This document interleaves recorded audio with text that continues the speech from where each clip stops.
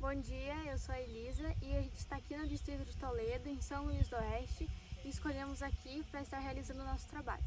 Aqui dividimos os horizontes A e B, e esse solo é lotossolo vermelho.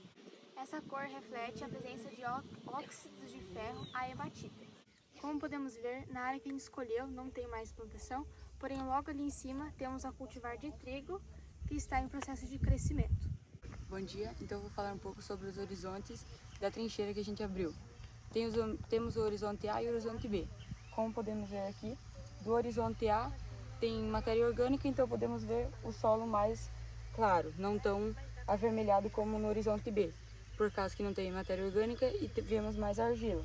Então, como podemos ver aqui, no horizonte A, se a gente for aqui, não é tão... é mais dura a terra.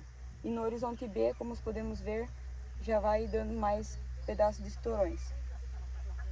Então aqui a gente vai descrever nesse solo que tipo de intemperismo aconteceu, qual foi o processo de intemperismo, e aqui a gente consegue identificar que é um intemperismo físico. Em cima a gente pode observar que é uma textura mais seca, porque essa água ela choveu em cima, a argila filtrou, ela compactou e ela endureceu. Embaixo a gente pode observar que é o solo de uma textura pegajosa, ele fica um pouco mais úmido por conta que a argila vai reter essa água, deixando o solo então numa consistência pegajosa. E nas observações gerais desse solo, o tanto de centímetros que a gente cavou, a gente não conseguiu perceber presença de matéria orgânica, nem raízes, nem insetos e nem fraturas. Pode ser que mais para dentro tenha algum tipo de fratura, mas a gente não identificou aqui nesse espaço. A ausência de matéria orgânica aqui nessa área foi por conta principalmente da água e o processo de erosão.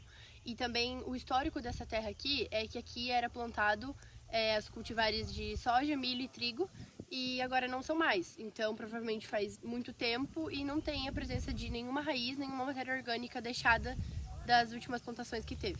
Então olha só que interessante, a gente havia dito que não havia presença de insetos, mas acabamos encontrando enquanto gravamos o vídeo. Elas acabaram surgindo, umas lagartinhas, que provavelmente faziam parte, né, do processo da cultivar que estava implantado aqui. Bom dia, eu me chamo Gustavo e eu vou falar um pouco sobre o potencial agronômico desse solo e as suas limitações. Esse solo é um solo que sofreu uma alta ação de intemperismo, por isso ele é um solo bem profundo, ele é um solo extremamente argiloso, também outra característica dele é que ele é um solo bastante ácido e tem uma baixa fertilidade. Essa baixa fertilidade e essa acidez podem ser corrigidas com uma boa calagem, uma boa adubação e uma boa cobertura para a composição de matéria orgânica, fazendo assim um melhoramento da fertilidade desse solo. Outro ponto que é importante ressaltar é que esse solo ele é um solo extremamente argiloso, portanto ele tem uma ótima retenção de água, por ele ser um solo também bastante profundo, né? Essa retenção de água vai fazer com que a planta desenvolva um bom enraizamento, um enraizamento profundo, que vai fazer com que ela absorva melhor a água e os nutrientes que estão no solo, aumentando assim a produção. Então agora eu vou falar sobre os principais processos pedogenéticos que provavelmente esse solo passou. Olhando aqui em cima, a gente percebe que é um solo bem resistente, bem duro, que se caracteriza pela argila, quando ela passa por um processo muito extenso de água. Então passou muita água por aqui, tanto que se você olhar em volta a gente percebe a erosão que se formou. A argila absorve essa água e quando ela seca, ela se torna dura. Isso é classificado como hidromorfismo. Outra característica é a translocação, que é quando os nutrientes do horizonte A passam para o horizonte B. A gente percebe nesse solo que tem pouquíssima diferença de cor aqui entre o horizonte A e B. Então dá para notar que já está quase o mesmo tipo de solo.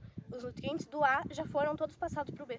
Então eu vou falar sobre a umidade desse solo e a característica argilosa dele. Vou pegar uma amostra aqui do chão. E só com essa amostra, sem água, sem nada, a gente já percebe que ele é naturalmente pegajoso. Então é um solo bem argiloso, bastante argila. E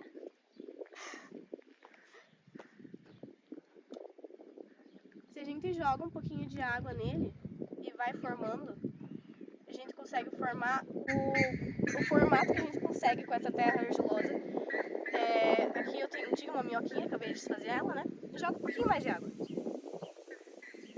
Com a terra bem molhada, a gente consegue formar uma bolotinha. E a gente percebe a pegajosidade dessa terra, ó. Eu viro a minha mão pra cima e ela continua grudada. Depois de um tempinho solta por causa da gravidade. Mas isso demonstra bastante pegajosidade. Um solo arenoso, se você vira assim, ele cai na hora. Agora vamos comparar o potencial de uso dos dois horizontes. O solo A, como podemos ver, tem pouca aeração e pouco nutrientes. Já o solo B tem mais nutrientes e mais aeração. Portanto, o horizonte B, ele é um solo mais fértil e é melhor para ser plantado, pois tem mais nutrientes, é rico em mais nutrientes. Isso pode ser corrigido através de correção de solos, através das tecnologias.